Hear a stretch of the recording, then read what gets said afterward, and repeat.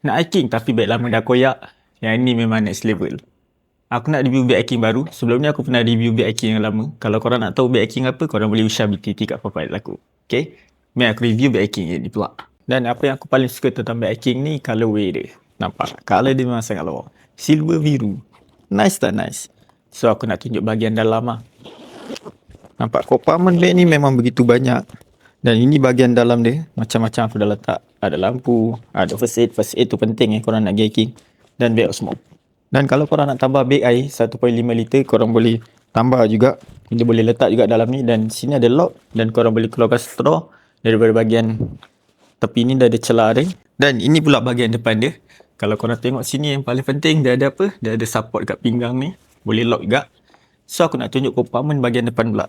Tengok sini 1, 2, 3, 4, 5, 6. Bukan tu je tepi ni.